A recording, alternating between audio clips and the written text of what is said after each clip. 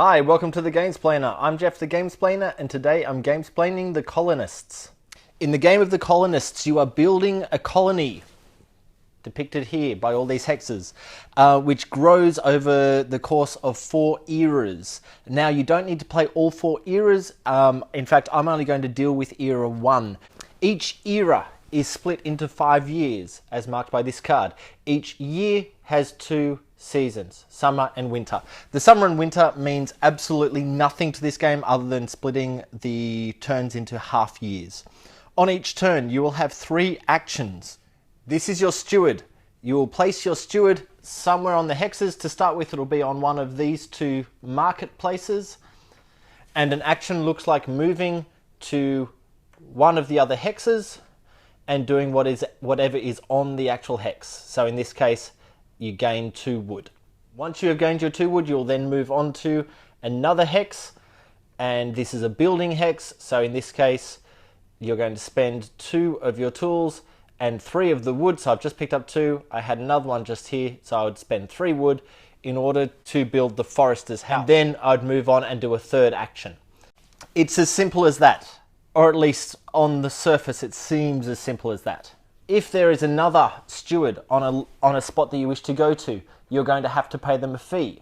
What is the fee? The fee is marked on this card. This card will change with each era. So in this case, you need to pay the steward or the owner of the other steward 1 tool and some food, plus a building resource. Building resources are these 3 guys here: bricks, wood, clay. There are other resources. These are the only 3 that I'm dealing with at the moment, because I'm only going to deal with era 1. The whole idea of this game is to build up your colony in this area just here.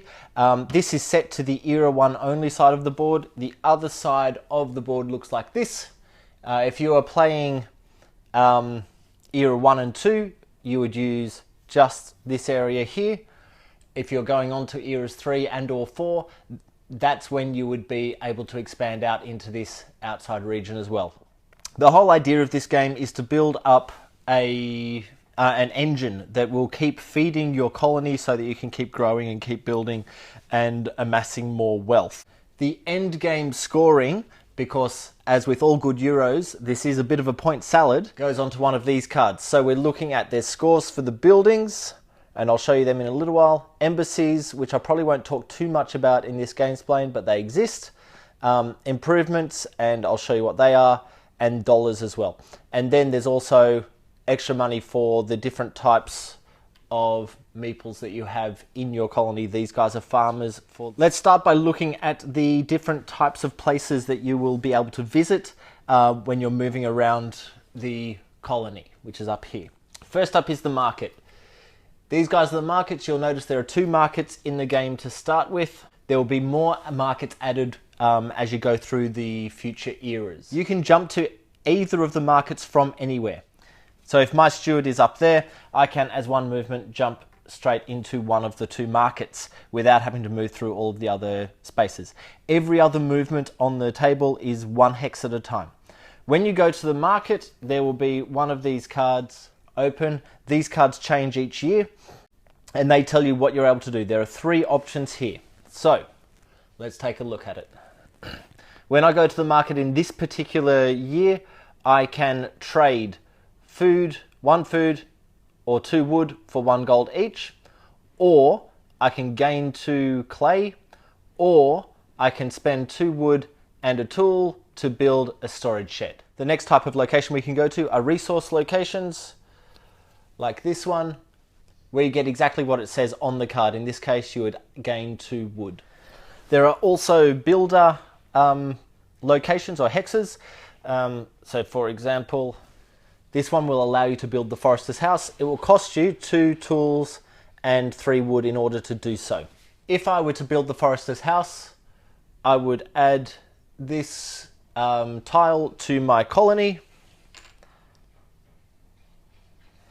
And what that will now do for me, well, once I action this building, what that will do for me is I will gain 2 wood at the end of each year. Now, if we have a closer look, in the bottom left corner, you'll notice this little picture here. This means that you need a farmer working on this particular building for it to actually action. So while that's on my board, that means nothing. But I can send one of my farmers from their farm onto the forester's house, and now while he stays there at the end of each year, I'll be able to gain those 2 wood. And that's the same for all of the different types of buildings. One really important one that I would like to point out right now is this one just here, which is the storage shed. So when you build the storage shed, once again, you will spend 2 wood and 1 tool to build that shed. You will build that on this part of your board. You can only build 3 of them, and you'll need to send a farmer to work on it for that to work. Now, why do I need a storage shed? Well, you have these 3 spaces up the top here, which are basic storage. You have a warehouse, and this building here, the forestry house that we just placed, is called a buffer. All 3 of these locations can have items on them. So for example, if I managed to collect 2 clay, I would store them in my storage shed just like that. At the start of the game, you have a food in your warehouse, and you have the choice of wood or clay for the basic storage. So I've chosen wood at this particular juncture. At the end of the year, when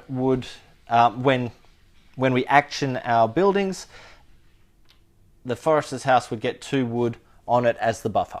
Now, those locations are really important. So if I need to use any of my resources, I can only use them if they're in any of these storage spaces. If I go to the market for this card that we were talking about earlier, and I wanted to trade the food that I have for 1 coin, I've only got a food down here in the warehouse. I cannot trade that from my warehouse. I have to move that from my warehouse into one of my storage sheds, but I need to do that before I take the market action. So what I would do in that case is before I do my action, I would swap those 2 over. So this food is now able to be used.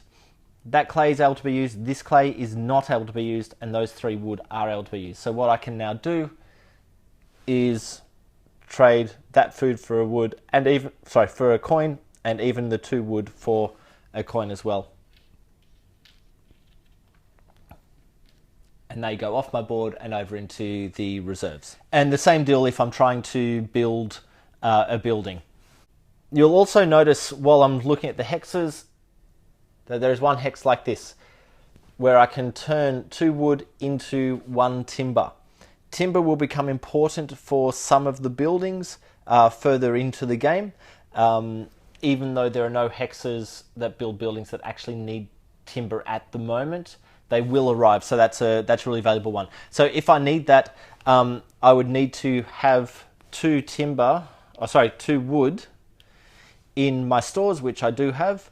I can use those 2 wood to create the timber, and then I bring my timber chit in to one of the emptied up store locations. There are a couple of other very important hexes that are currently available on the board. First up is the head official. Whenever you go to the head official, you will gain a clay, but you will also gain this tile. When you have this tile, it makes you the first player. So you sit that in front of your board, you are now the first player. What that allows you to do is, at the beginning of the game, there are 3 tiles sitting out here, they're not part of the colony, but at the end of the year, the first player will take those 3 tiles and place them in the colony. So being first player, you get to choose where those locations are going to go. And also, obviously, you are the first player. So you get to step onto the hexes first.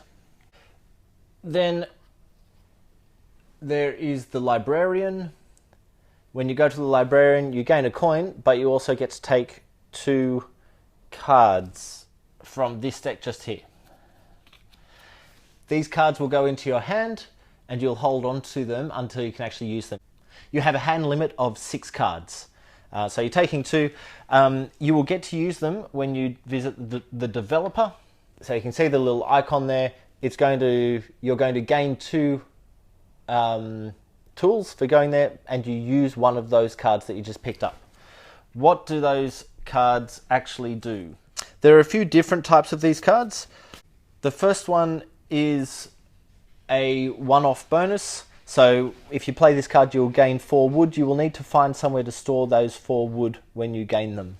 Within resources, there is also the cards like this. When you play one of the cards like this, you'll notice there is a cost at the top there. So when you play this card, you actually do need to pay the tool and 2 wood in this case. And you will, once you've paid that, you'll place that under your board like that. And at the end of each year, you will gain 1 wood onto this card, just like that building there. And the other type are building contracts. So in this case, you would spend a tool and a wood to build a storage shed. Now you notice that 2 times. That means you can only do this twice with the one action. I neglected to say earlier, when you build or use the build action off the hexes, or you can do that building as many times as you have the resources to be able to complete. And that still only counts as one action. Within the buildings, there are many buildings that you'll discover as the game goes on, but you'll notice that some of them are residents and some of them are buildings that gain things for you, like this forester's hut. Whenever you build a residence, it will show you a type of worker. At the beginning, it will either be a farmer or a citizen. And when you build them, they'll show you how many as well. When you build those buildings, you place that type of meeple on top of that building, so they now have a residence and you've got more people have moved into your colony. Whenever you build another type of building, so buildings similar to the forestry that need workers on them, that's when you send your meeples off to work. When you run out of spaces, you'll find that you probably want to either upgrade or destroy buildings. When you destroy a building, it's called raising them. And all you do to raise a building, if it's a residential building, first off, you'll need to have your residents back on the residential building. You can only move them back to residential buildings at the end of a year. So once your workers are working, they're working there for the year. And you can't really do much about that, so you need to think ahead a little bit. When you raise the building, it will cost you 2 tools on top of whatever the resource costs for the new building going in there are, and you lose those workers that were back there when you do that. Hopefully you'll have other workers coming in. At the end of the year also, you will need to pay for your workers. So every yellow and red meeple, so in this case the citizens, we don't really need to worry about the red ones for the moment, will cost you food and or clothes for the red ones. For some reason, the red ones eat clothes. I assume they just like to live in finery. So you will need to have enough food to be able to feed all of the yellow meeples that you've got in your colony, and that's what this card here is for, just as a really quick way of tracking it. So whenever you have a building that creates food, you will move a marker up that, and whenever you add an extra citizen, you'll move the marker down. So at the end of the year, if your marker is sitting in the negative, say it's on -1, you're going to need to make sure you've got at least 1 food in your colony, in your storehouses, in order to be able to eat that food. Food can come from your warehouse or storage or from your sustenance buildings. So that's not a drama on the placement of your food tiles like it is with the other resources. If you find that you don't have enough food, all is not lost. You do not need to feed workers that are in their residence. Sorry. If I had 1 citizen and I wasn't able to feed him, I move him back to his house, and I don't have to feed him now. He just sustains himself. It's only the workers that will need to be fed. I hope this helps you get the colonists to the table. I hope you're able to get some enjoyment out of it and that it's not too much of a brain strain to get it playing. Go on and watch the second video to get a feel for what the embassies do. Go on to the third video to watch a real quick playthrough of at least part of the first era. I won't play through a whole era because that just takes too long. If you have any comments or suggestions, please write them below. If you have any games you wish to be gamesplaned, please shoot me an email at thegamesplainer@gmail.com. Follow me on Instagram or Twitter to see what games I've been playing. Subscribe to my videos to keep up to date with the games that I'm gamesplaining. And until next time, enjoy gaming.